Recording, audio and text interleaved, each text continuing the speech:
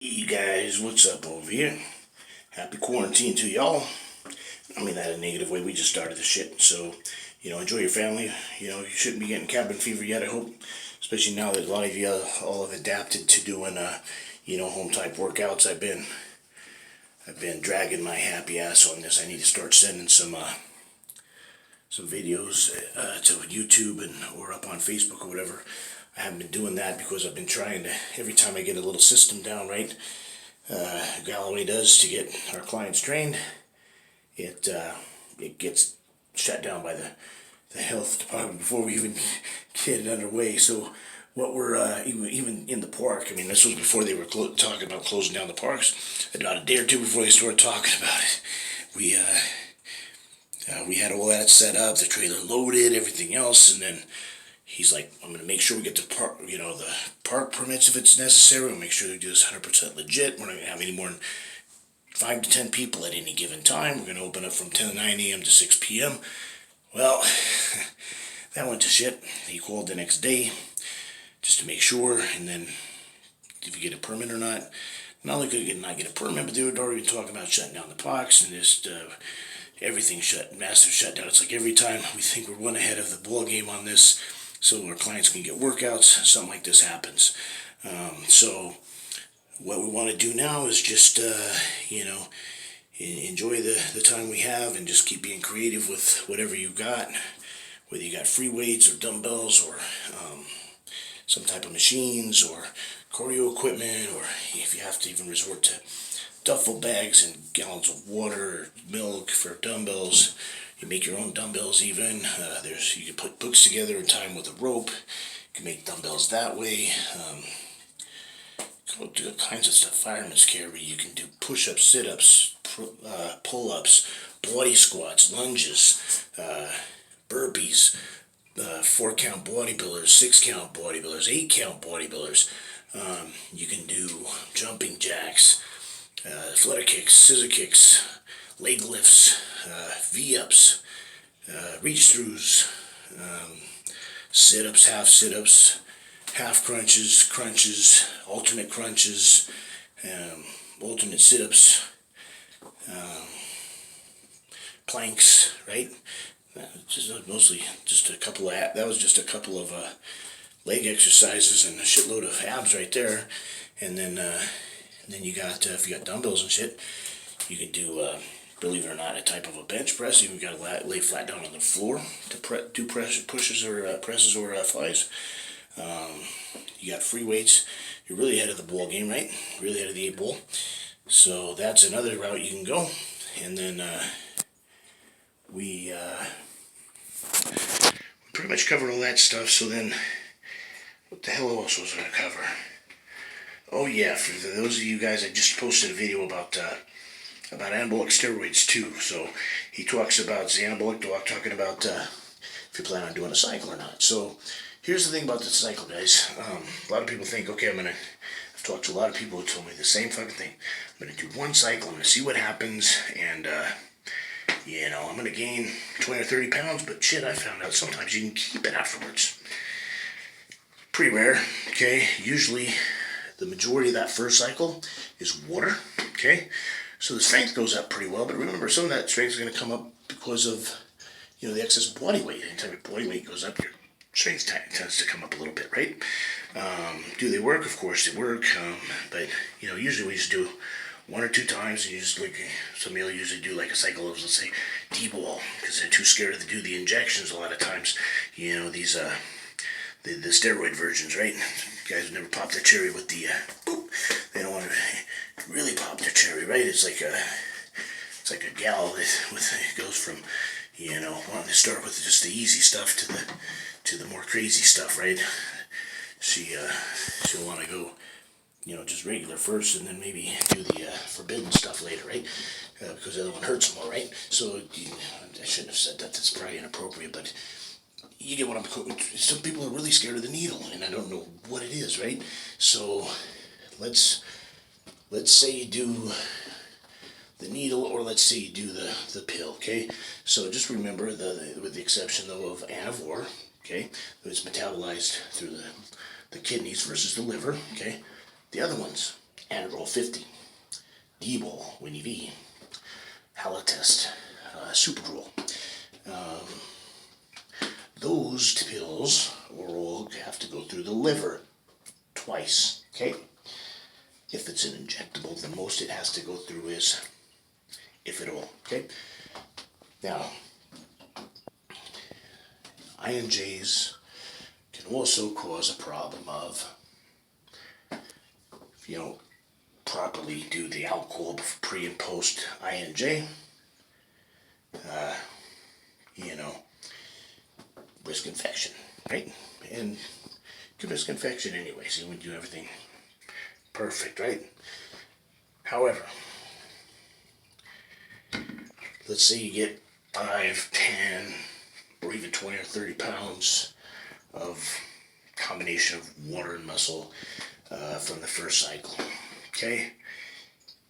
If you don't know how to properly PCT, post-cycle therapy, you may lose all or most of those gains. And most people, if they don't do PCT, will lose an additional 5, 10, 20, 30 pounds after the loss. So let's say you gain 20 pounds and then you drop. So you started at 200 pounds. So you gain 20. Then you keep it 3 to 5 weeks, and then you crash, right? No PCT.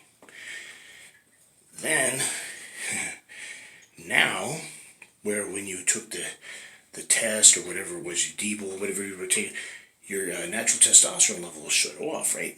Your testes will quit producing testosterone, okay?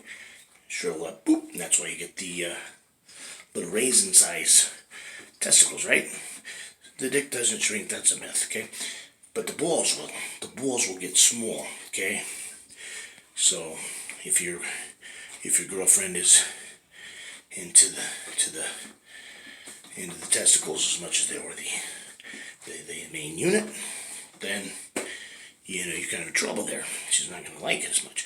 Now, if it's a gal that doesn't give a shit, she's more about the other thing and how you are in bed and everything, right? Then you're fine there as long as you can get it up, which is another problem. Is you come off with no PCT, your own testosterone level is now shut off, so maybe it doesn't even go boop. So hopefully for Cialis, you want to be able to fix it, or UMB, Cialis, and what's the other one? You guys are probably saying it before me. I had a brain fart against UMB, Viagra, UMB, Cialis, one of those three things.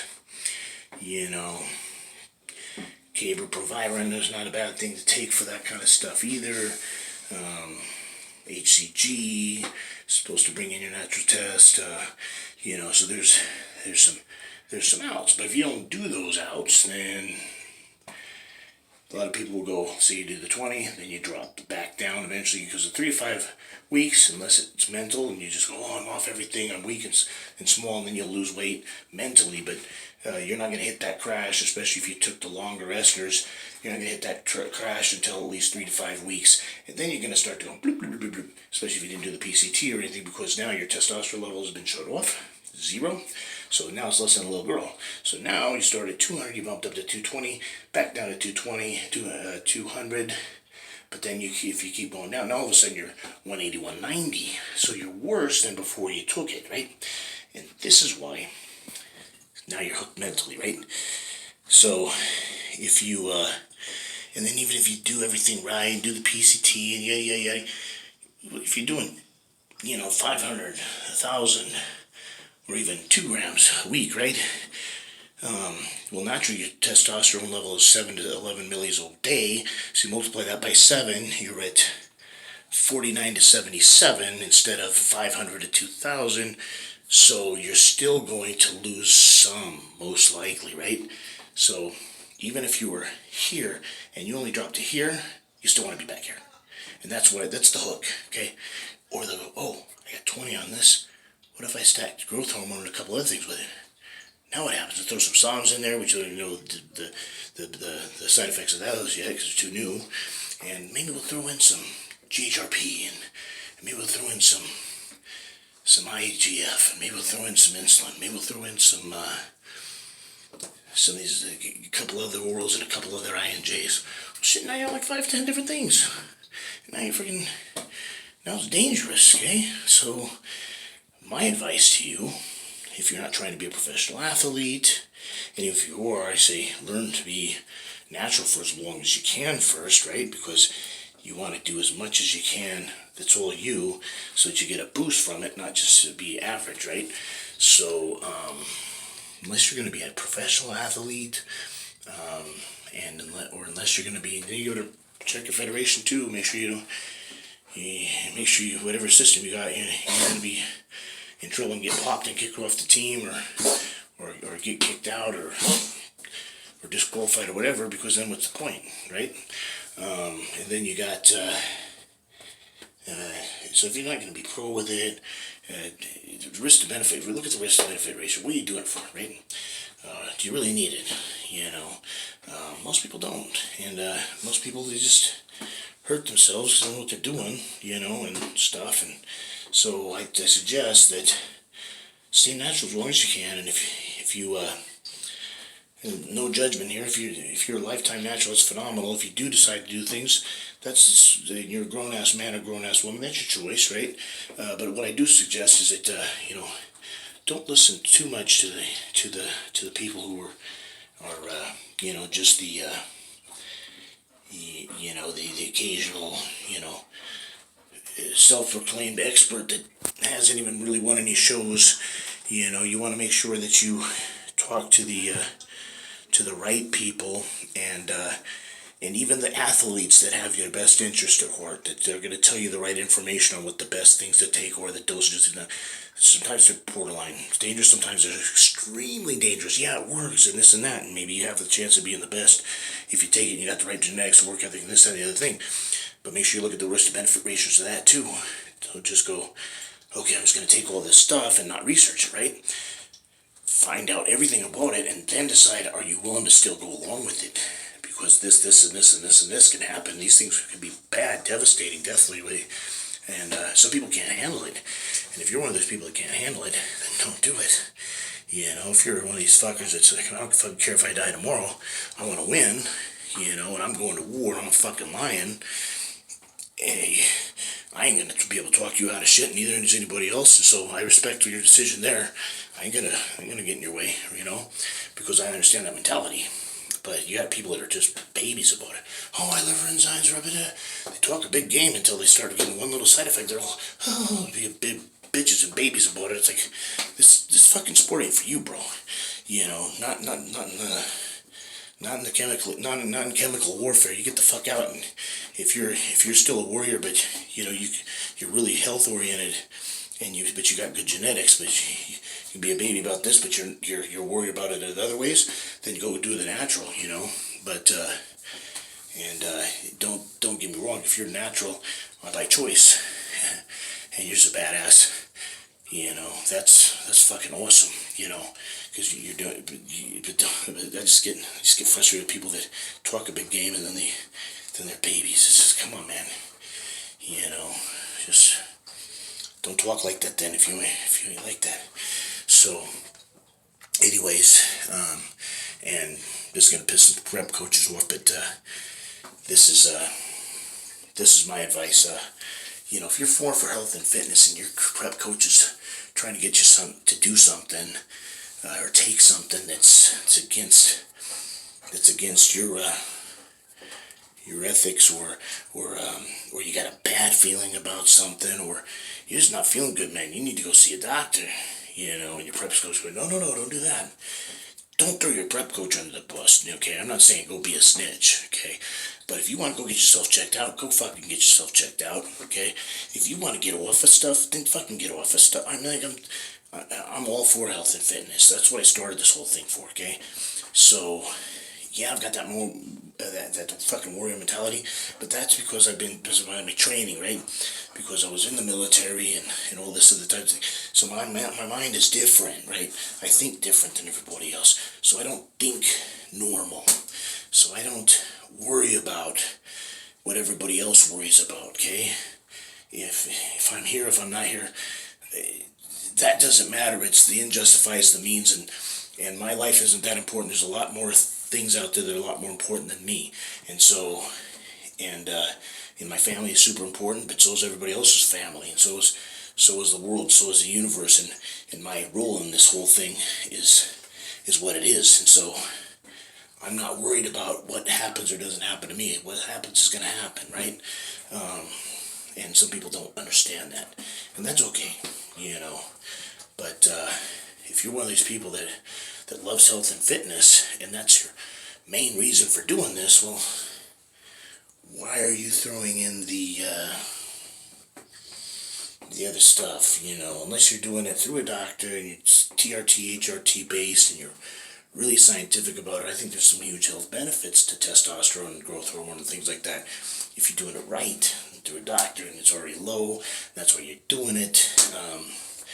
I believe it's anti-aging. I think that too low of testosterone, too low of growth hormone, natural levels are a bad thing as well. So I think too high you can run into problems, but I think too low you can run into problems with depression, sex, bad sex drive, you know, can't get it up, depressed all the time, lacking energy. If those are caused by low T and or low H or HGH, then I think you should get on that. Now, if you're feeling those types of symptoms and depression and this and that and that low energy, if you're feeling those types of things and you go to and you want to go see a specialist for those, make sure it's not anything else too, because there have been people that have died from heart attacks because they go, oh, it's probably low T, and they go somebody that specializes in that. So there you recognize the symptoms, like, oh yeah, great, here's a prescription, and then there was other things going on, and that's why they're having these other issues. They're having heart complications, they didn't even know it because they didn't show hearts, and then die of a heart attack. Well, you know, so get everything else checked first, all the blood work, you know, get all that taken care of. Make sure that your T levels really are low, you know, and if the doctors have sound mind and body too. I think that was one of the cases where they didn't even test the blood, you know, and you just want to make sure that these symptoms that you're having really are hormone related, right? Because, I'm not saying that you shouldn't get on hormone therapy if you're having other issues, necessarily, but I would take care of those other underlying issues first. And then, once you get that taken care of, those health problems addressed, then if, the hormone levels are still, fucked up, not where they need to be, and it's safe to do so, and you're not against that, because some people's religions or ethics or morals are against it, that's completely okay with me. Then don't do it, I don't want you to go against your code. Everybody's, most people have a code of some kind, and I don't want you going against your code or your belief system, okay? So don't freaking do that. But you do want to do, what's right for you, what's within your belief system, and what's going to be ultimately, best for your health. There are times where people's health would be better, possibly, most likely through some type of therapy, medication, whatever it is.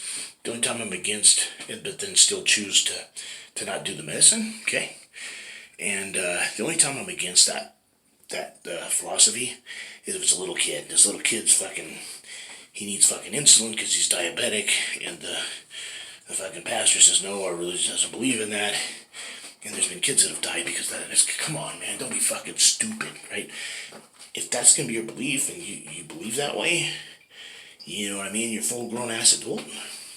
I respect it. I mean, if that's what you really believe, go for it, right? But when it's a little kid still, and the doctor's like, you need to take this, or you might die, man, get your kid the help he needs. That's my advice. I'm probably not going to talk you guys out of that, because I know extremists in religion are extremists, but That's just heart-wrenching to me. And the thing is, it's hard to get mad at parents for that kind of shit because I know that their freaking heart's in the right place. I know that they think they're doing the right thing, and it's just like, ooh, that's a tough one, because it's not my kid, and they're not purposely abused. It's not like they're the Hernandez kid where they're purposely, intentionally hurting him. Like, they think that this is God's will for the kid. I'm like, God dang, I'm pretty sure it's illegal. I'm pretty sure there's been times where they've been forced into it. Fortunately, I don't know anybody personally that's ever tried to pull that shit. But wow, that's just a can of worms I don't even want to get into right now, because that's just be a no-brainer, right? Do whatever it takes to keep that kid alive. Blood transfusion, especially now that it's so hard to get in the United States, any type of AIDS virus or complications or anything like that, disease-wise from the blood, because it's so well tested and everything nowadays. Especially if you're gonna most likely die anyways without that blood transfusion, I say fucking bring it on, But again, religion is one of those things that's it's an eggshell. It's an eggshell topic, right? But that's kind of when I like to step in, those when the child's health and safety is on the line there. But aside from that, you can be fucking Mormon, Catholic, freaking Lutheran, non-Protestant, Protestant, freaking Christian, Muslim, Buddhist, atheist, pagan. I don't even care if you're a devil worshiper, as long as you're not killing animals or like people. As long as you're not killing people's pets or dogs or people, It's just hard. I mean, it'd be hard to justify that, though. Hey, you'd be a devil worshiper without, unless it's like Lucifer, which is just the fallen angel, and then was a pretty good guy in that Lucifer series, If the devil's as bad as he's made out to be, which could be exaggerated, right? Because if he was God's favorite son and an angel, and God knows everything, and this and that and the other thing, it's very possible that all he did was say, "Get the fuck out of here," and you go fucking stab those fucking bad guys with a pitchfork. You're a fucking corrections officer now down there for the rest of your life. You're prison guard, right? And then maybe he get butthurt and pissed off and kind of, get mad about things and try to tempt people. But other than demons, those are kind of scary, right? How they get into the pigs and all that kind of stuff in the Bible. But you look at a lot of the things that the devil did was just manipulation, right? Just hey, Jesus, I'll give you all these riches and this and that. Just go eat something. I know you've been 40 days, 40 nights without food and this and that, and just tempting, right? A lot of it just was like, and then coming in as a snake. Oh, you can have that. You can have the bite of that apple, right? We do that kind of shit in life all the time. I'll take this supplement, but I won't take that one. I'll do this, but I won't do that. You get closer and closer to the tree, you get closer to forbidden fruit. Well, I could do the pro-hormone. That's still legal, right? Now it's illegal, but back in my day it was legal, right, when they first came out. So, yeah, I'll do the NOR19 and all this stuff, and then come to find out you take too much of that, it does convert to testosterone in your system, supposedly. But anyhow, so, but then you go, what's that now? That's the stepping stone. Well, I'm already taking the protein powders, I'm already taking the weight gainers, I'm already taking the boron pills, I'm already taking the amino acids, and now I've moved on to this other thing, and so now the peptides are out. Okay, I'll take the peptides. Well, it's basically taking growth hormone. Well, it takes the growth hormone. Maybe the pro hormones are close. I'll start with the pills. The pills aren't that bad. The injections are bad. Well, I'm already taking anything anyway, so I might as well switch to the injections. I'll take 1 or 2 times. I might still take 4. You see the fucking progression, right? So from the orange tree to the banana tree to the only thing I haven't happened to the apples. I'll take the apple, right? Then you got the serpent telling you, yeah, it's okay if you take the apple, right? So, but yeah, and that can be a prep coach, right? Take this DMP, take insulin, and if you're not cool with that, don't do it. If you're a natural athlete and you don't want to take steroids, don't let your prep coach talk you into fucking taking steroids, right?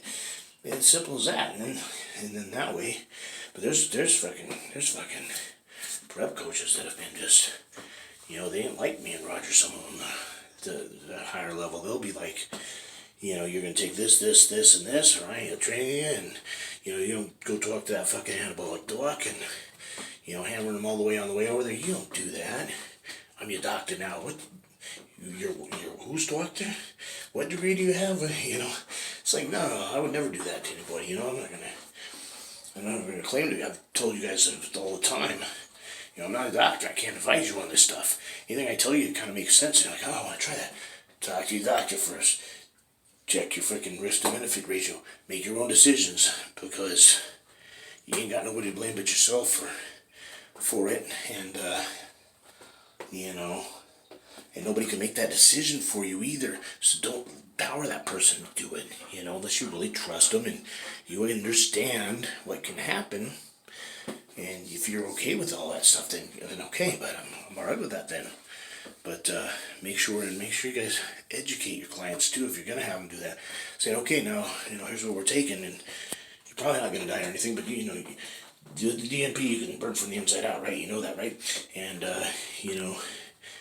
and this and that, and unless the person's like way behind, I don't even think it's necessary. Shit, I was down to 1.5% in the tank and 2.1% on the freaking calipers. Didn't take DNP. This day I've never touched DNP. I haven't tried it even once. And you asked me about people in 2011 how shredded I was in them, Mr. Washington, right? And no DNP there whatsoever, right? And no insulin, right? Because the insulin for me bloats my stomach out, right? So I don't do no insulin either for prep. So to say you have to take insulin or have to take DNP, if you got really good genetics, I don't think you do. My opinion. I'm not going to judge if you do take those things, if it's going to get you looking right for the stage. I just find the insulin for most people, well, not most people, because I've heard a lot of people do it, but especially at the pro level. But for me, I worry about it smoothing me out, so I don't touch the shit, in the prep, and that's deadly too.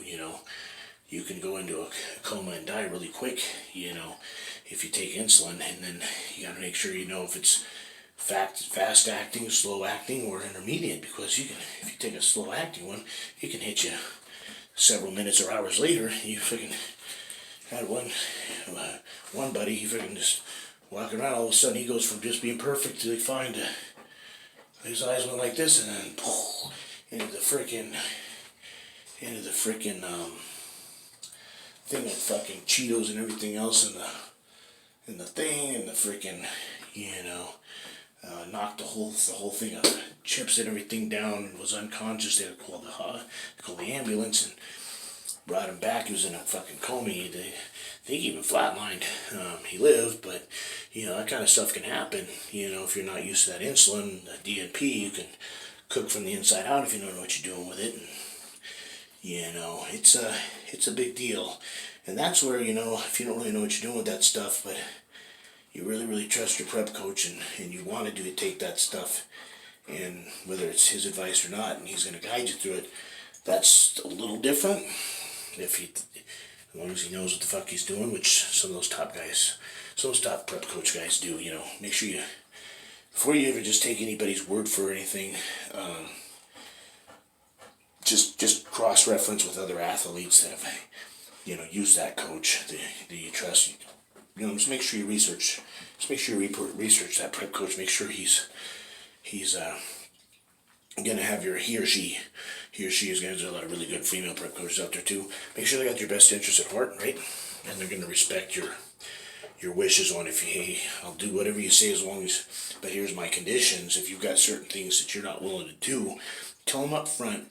Make sure they're okay with that. If they're not okay with that, make sure that they articulate and justify why they're not okay with that, and then you can go home and decide if that prep coach is right for you or not, right? Maybe if they throw some things out there that make sense to you, because you think you might or might not be okay with it, and you go research it, do your own, form your own opinion, and then you're still okay with that, then you can go and hire them. But if something's gonna, especially if you're not even gonna go pro or nothing like that, it's like, you know, why put your life on the line, you know, for a contest you could win anyways? Because in my opinion, if you're not a pro and you stick around long enough, you got good genetics and stuff, and there's a certain supplement or two you don't want to take, I don't see any reason why you can't end up fucking winning that show without it. If that's against your principles of doing it, or it's just too fucking dangerous, right? And I still don't think I'm going to try the DNP, you know, just because I don't need it. So why do it? And I'll answer that question. It's because if I ever have a client who goes, because right now I'm not even, if a client even asks me, hey, can I take the, no, don't touch that shit. You know, I've never once had a client take it, ever, not once. Because my client's straight up with me. If they're taking stuff, they're not taking stuff. And believe it or not, I think we only had one client or two. So I can count them on one hand, that's for sure. The amount of clients that I've had that have competed that actually took something. And I'm not going to ever say who that is, because client confidentiality, okay? But majority of my athletes and clients are 95 to 99% have been clean in the NPC, believe it or not, and then at least 90 to 95% of my regular client. And if you go back and look at all the pictures and stuff, you know, you can tell that most of my clients are clean, you know. Either that or we're all doing a really shitty job, right? And because it's you know, some people really take things to another level, and I don't think that's the do-all be-all. I've seen people that just are, they look horrible, and they're like, and everything under the sun. I'm like, you're on what? It looks like you're not even. It looks like you've only hit the gym. Don't tell people this because it's rude, but there's people who look like they've hit the gym for maybe 2 weeks. And they may have been at least 2 years already, and they're on like 5 things, and you're like, what the fuck? You know, it's like, are you not eating enough? Or if they're really fat still and not gaining much muscle, or you just training really light and you fucking eating too much? If you got a big belly, or if they're just really skinny, it's like, are you even eating enough? Are you even training heavy enough? You know, there's so many things that you just go through your mind going, you can't be on stuff. Or maybe everything that you're taking is fake, you know? And then you find out that no, it's not fake. It's just either just a combination of bad genetics and usually two, not knowing what the fuck they're doing and not eating enough food. But unless you got really good genetics, if you're doing everything wrong, you're gonna grow little or none at all. You're gonna have really, some really fucking disappointing results. Let's put it that way. I'm not pulling any punches here. I'm being straight up with you guys. And that's why I encourage people to try to be clean for, you know, preferably the minimum 2 to 3 years, if you really want to be somebody who pays your dues.